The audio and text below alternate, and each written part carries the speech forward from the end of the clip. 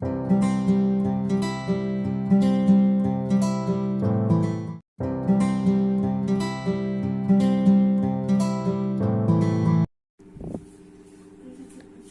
दोस्तों, आपका स्वागत है आपके अपने यूट्यूब चैनल में EDU स्टिंग पर। अगर आप हमारे चैनल पर नए हैं तो दोस्तों आपसे रिक्वेस्ट करती हूँ कि हमारे चैनल को लाइक, सब्सक्राइब एंड शेयर करना।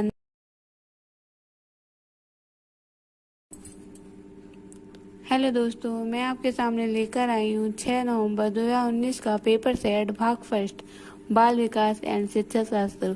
फर्स्ट क्वेश्चन, मनोविश्लेषणात्मक प्रणाली का जन्मदाता कौन है?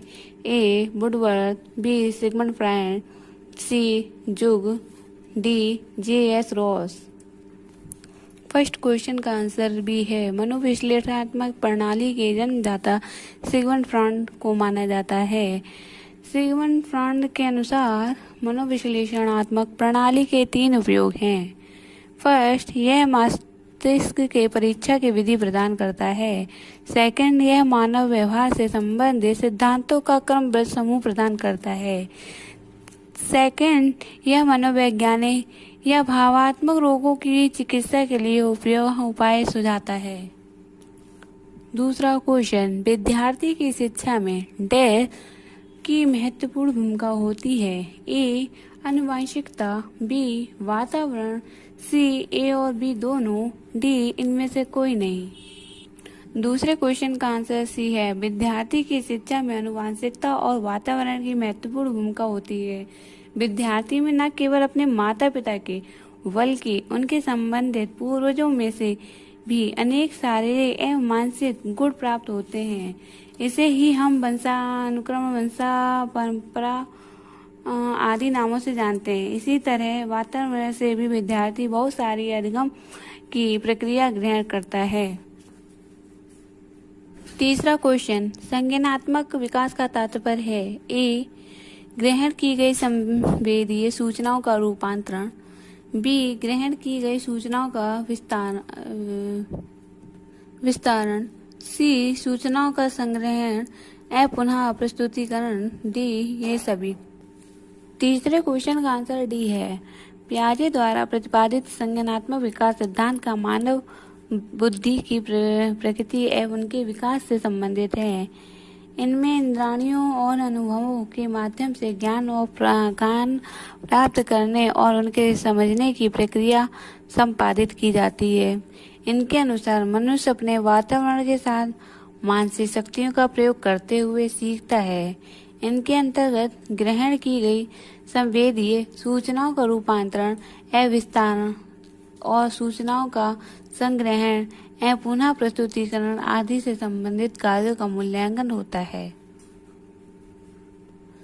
चौथा क्वेश्चन, गर्भधारण से लेकर जन्म तक की अवस्था को क्या कहा जाता है? ए प्रसव पूर्व, बी बचपन, सी उत्तर बाल अवस्था, डी पूर्व किशोर अवस्था। चौथे का ए आंसर है। हरलॉक के अनुसार गर्भधारण से जन्म तक की अवस्था को प्रसव पूर्व अवस्था कहते हैं। यह अवस्था गर्भधारण से जन्म के समय तक 9 महीने या 280 दिन तक मानी जाती है। इसे गर्भ अवस्था भी कहते हैं। पांचवा क्वेश्चन, जीन पियाजे के अनुसार बच्चों का अमूर्त तर्क और तर्क कौशल किस दौरान विकसित होते हैं? ए ज्ञानेंद्रिय अवस्था में, बी पूर्व अनुक्रमिक अवस्था में, सी औपचारिक परिचालक अवस्था में, डी ठोस परिचालक अवस्था में। पांचवें क्वेश्चन का आंसर सी है। पियाजे के अनुसार जैसे जैसे बच्चे की आयु बढ़ती है उनका कार्य क्षेत्र बढ़ता जाता है तथा वैसे वैसे उनकी बुद्धि का विकास होता जाता है। छठवां क्वेश्चन, व्यक्तित्व मापन की CAT की विधि दी गई थी? ए स्कैनर द्वारा, बी बेलाग द्वारा, सी हॉलेट द्वारा, डी मरे द्वारा। छठवें क्वेश्चन का आंसर बी है। बाल्य अंतर्बोध परीक्षण व्यक्तित्व परीक्षण से संबंधित विधि है। सातवां क्वेश्चन, TAT हेतु कितने कारण हैं? ए 10, बी 20, सी 30, डी 40। 7वें क्वेश्चन का आंसर सी है। इस परीक्षण को प्रासंगिक अंतर्बोध परीक्षण तथा कथा प्रसंग परीक्षण भी कहते हैं। इस परीक्षण में कुल 30 कार्ड। 8वां क्वेश्चन, निम्न में से कौन सा वृद्धि और विकास का सिद्धांत नहीं है? ए व्यक्तित्व विभिन्नता का सिद्धांत, बी सेल्फ पेसिंग का सिद्धांत, सी निरंतरता का सिद्धांत, डी पैटर्न का सिद्धांत। 8वें क्वेश्चन का आंसर बी है। व्यक्तित्व विभिन्नता का सिद्धांत, निरंतरता का सिद्धांत, ए पैटर्न का सिद्धांत वृद्धि और विकास सिद्धांत से संबंधित है।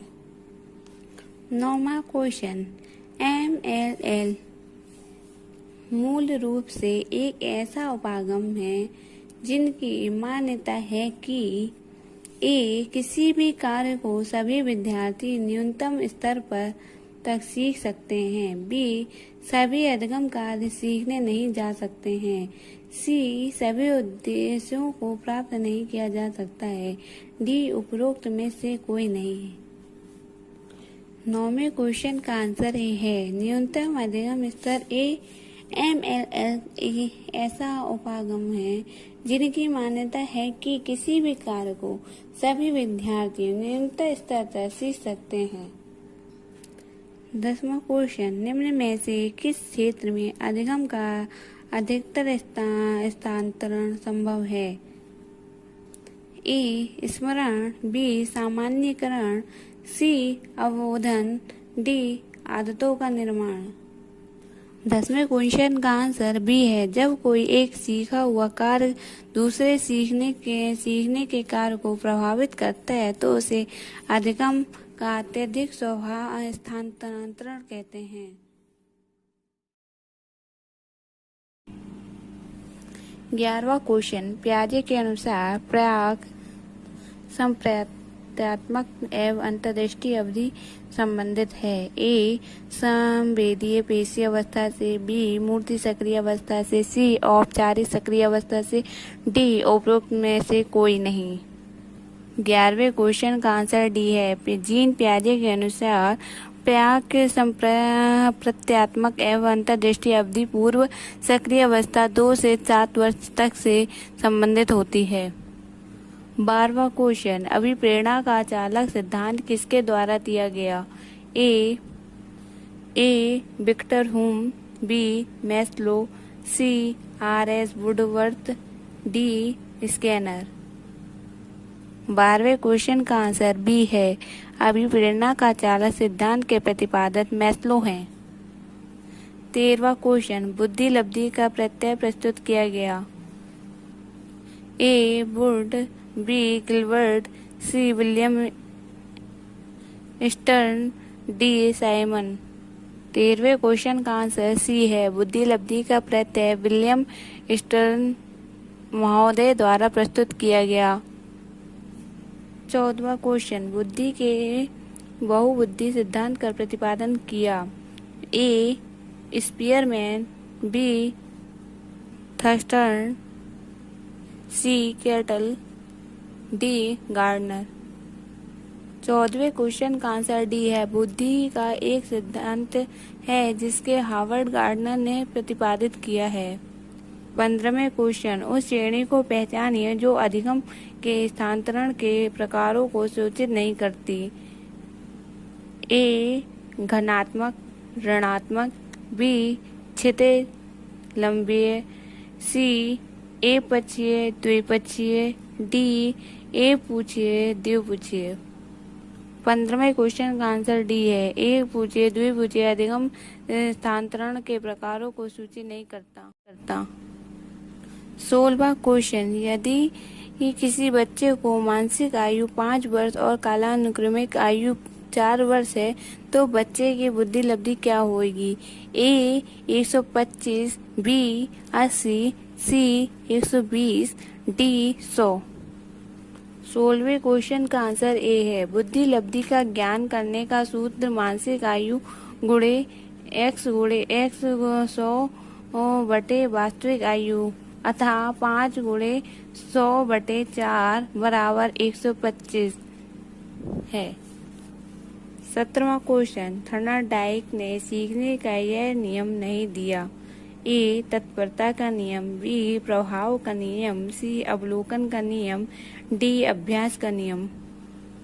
17वें क्वेश्चन का आंसर सी है। ई एल थर्नडाइक के अनुसार अवलोकन का नियम सीखने का नियम नहीं है। 18वां क्वेश्चन, निम्न में से कौन शिक्षण कौशल से संबंधित है? ए श्याम पट पर लिखना, बी प्रश्नों का हल करवाना, सी प्रश्न पूछना, डी ये सभी। 18वें क्वेश्चन का आंसर डी है। शिक्षण प्रक्रिया में शिक्षक को अनेक प्रकार के कार्य एक साथ ही करने पड़ते हैं। 19वां क्वेश्चन, सीखने की प्रक्रिया में सक्रिय अनुबंधन का आधार है। ए आवश्यकता, बी पुनर्वलन, सी उद्दीपक, डी इनमें से कोई नहीं। 19वें क्वेश्चन का आंसर बी है। सीखने की प्रक्रिया में सक्रिय अनुबंधन का आधार पुनर्वलन है। 20वां क्वेश्चन, सूक्ष्म शिक्षण के चक्र को पूरा होने की समय अवधि का क्या मान है? ए 06 मिनट, बी 12 मिनट, सी 24 मिनट, डी 36 मिनट। 20वें क्वेश्चन का आंसर डी है। शिक्षण कौशल के अभ्यास के लिए उपयुक्त परिस्थितियों और पर्याप्त सुविधाओं बनाने के लिए कई बातें ध्यान में रखी जाती हैं। सूक्ष्म शिक्षण के भारतीय नमूने के अनुसार, जो कि NCERT द्वारा विकसित किया गया है, इस प्रकार पढ़ाना 6 मिनट, फीडबैक 6 मिनट, पुनर्वियोजना 12 मिनट, पुनर्शिक्षण 6 मिनट, पुनर्फीडबैक 6 मिनट, कुल 36 मिनट। 21वां क्वेश्चन, समस्यात्मक बच्चों की पहचान हेतु कौन सी विधि प्रभावशाली है? ए विकासात्मक मापनीय, बी बालक का व्यक्तित्व अध्ययन, सी बालक के व्यवहार का व्यवस्थित अवलोकन, डी उपरोक्त सभी। 21वें क्वेश्चन का आंसर डी है। समस्यात्मक बच्चों की पहचान हेतु विकासात्मक मापनीय, बालक की व्यक्तित्व अध्ययन विधि तथा बालक के व्यवहार की व्यवस्थित अवलोकन विधि आदि प्रभावशाली है। 22वां क्वेश्चन, सामाजिक संस्कृति सिद्धांत का प्रतिपादन किया। ए प्याजे, बी जॉन हॉक, सी स्कैनर, डी वाइगोस्की। 22वें क्वेश्चन का आंसर डी है। वाइगोस्की का सामाजिक दृष्टिकोण संज्ञानात्मक विकास का एक प्रगतिशील विश्लेषण प्रस्तुत करता है।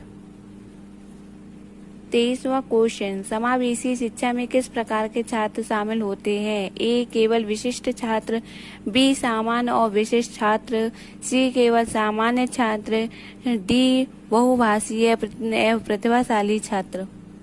23वें क्वेश्चन का आंसर बी है। समावेशी शिक्षा एक प्रक्रिया है जिसके द्वारा किसी भी भेदभाव व अंतर के समाज के प्रत्येक वर्ग को शिक्षा प्रदान की जाती है ताकि समाज में सभी बालकों को एक स्तर पर पाया जा सके। इसमें सामान्य विशिष्ट सभी प्रकार के छात्रों को शामिल किया जाता है। 24वां क्वेश्चन, समावेशीकरण की सफलता के लिए आवश्यक है? ए क्षमता निर्माण, बी अभिभावकों की भागीदारी, सी अभिप्रेरणा, डी ये सभी। 24वें क्वेश्चन का आंसर डी है। शिक्षा का समावेशीकरण यह बताता है कि विशेष शैक्षिक आवश्यकताओं की पूर्ति के लिए एक सामान्य छात्र और एक दिव्यांग छात्र को सामान्य शिक्षा प्राप्ति के अवसर मिलने चाहिए। 25वां क्वेश्चन, मानसिक मंदता का तात्पर्य है? ए औसत मानसिक योग्यता, बी औसत से कम मानसिक योग्यता, सी औसत से अधिक मानसिक योग्यता, डी उपरोक्त में से कोई नहीं। 25वें क्वेश्चन का आंसर बी है। 25वें क्वेश्चन का आंसर बी है। बौद्धिक अशक्तता एक सामान्यीकृत मानसिक रोग है जिसके व्यक्ति की संज्ञानात्मक शक्ति काफी हद तक न्यून होती है और 2 या अधिक सामान्य योजनात्मक व्यवहारों में कभी देखी जाती है। साथ ही औसत में कम मानसिक योग्यता देखने को मिलती है। इसे पहले मानसिक मंदता कहते थे। 26वां क्वेश्चन, एक अध्यापक के लिए अनिवार्य है कि उसे अधिगम के सिद्धांतों को भली भांति ज्ञान हो, क्योंकि इसमें अध्यापक को अध्येताओं की आवश्यकताओं को जानने की सहायता मिलती है। इससे अध्यापक को अध्येताओं की अभिवृत्ति तथा अभिरुचि को समझने में सहायता मिलती है। इससे अध्यापकों को अध्येता के व्यक्तित्व के बारे में पता चलता है।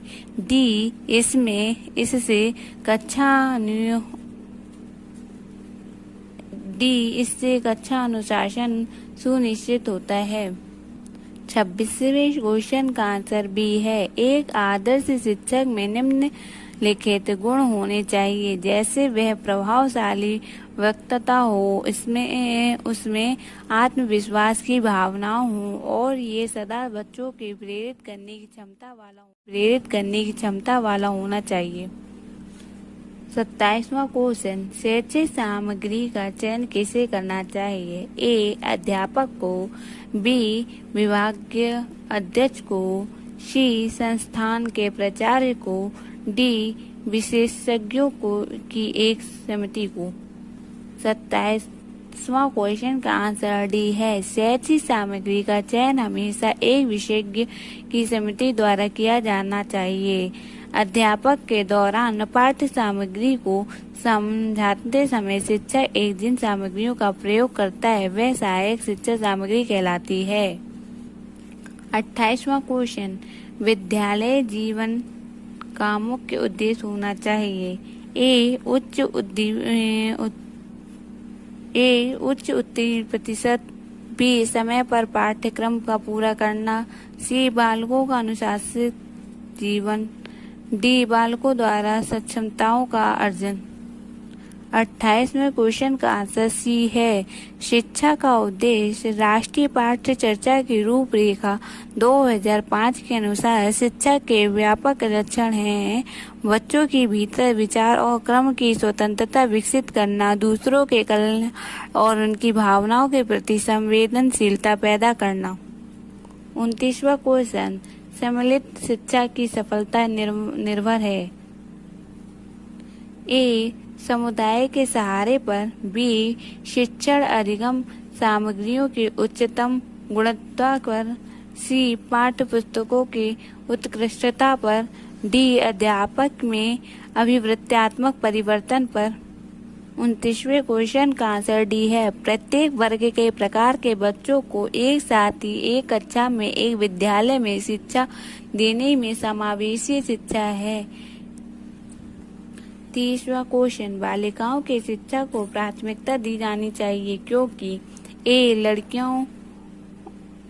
लड़कों के अपेक्षा अधिक होशियार होती हैं, बी. लड़कियां संख्या में लड़कों से कम हैं, सी. भूतकाल में लड़कों की तुलना में लड़कियों के साथ भेदभाव किया गया है, डी. सक्रिय सामाजिक परिवर्तन में नेतृत्व करने में सक्षम है। 30 क्वेश्चन का आंसर बी है।